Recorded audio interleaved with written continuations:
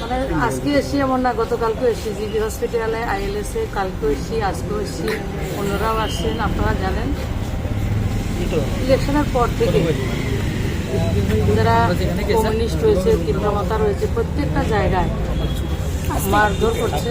এবং গতকালকে বিশালগড় হোক, জুলাইবাড়িতে আমাদের তীব্রমতা ওরা আক্রমণ করেছে, পার্টি অফিস ভেঙে দেওয়া, গুরকা বস্তিতে কমিউনিস্টের তারা বিশালগড়ে সব জায়গাতে, এবং ধনপুরেরও 16 তারিখে ইলেকশনের দিনে সেটা করেছে। তো সব কার্যকর্তাদের দেখতে এসেছি, কয়েকজনের অবস্থা খুব আশঙ্কাজনক রয়েছে।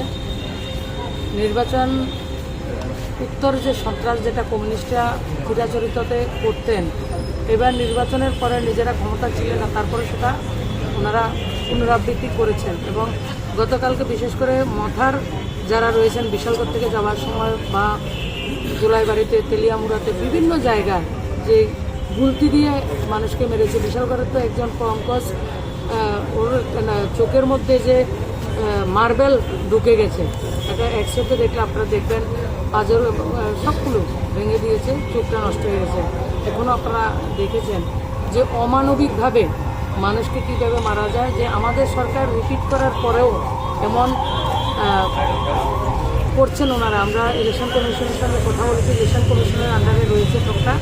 আশা করছি ইলেকশন কমিশন দেখবে। এবং আমি যারা রাজনৈতিক দলের নেতৃত্বরা রয়েছেন, আমি তাদের কাছে অনুরোধ করব না, আপনারা মানুষের সেবা করার জন্য বলছেন, আপনারা কি করছেন, আপনাদের ফলোয়ার্সদেরকে আপনারা কি করছেন, কিভাবে তাদেরকে পরিচালনা করছেন, আপনারা সেই দায়ভার কিন্তু আপনাদেরকে নিতে হবে। কিন্তু রাজ্যের মানুষ শান্তির পক্ষে, সমৃদ্ধির পক্ষে, সম্প্রীতির পক্ষে যে জনাদেশ দিয়েছে, সেই জনাদেশকে সবাইকে মানা উচিত আমি মনে করি। 60 জনের উপরে আক্রমণ করা হয়েছে, এবং বিশেষ করে অতর্কিতে আপনি চরিলামে এখনও বিভিন্ন জায়গায় মথার ধারা এমন করছেন, বিভিন্ন জায়গায় জুলুম করছেন সবার উপরে।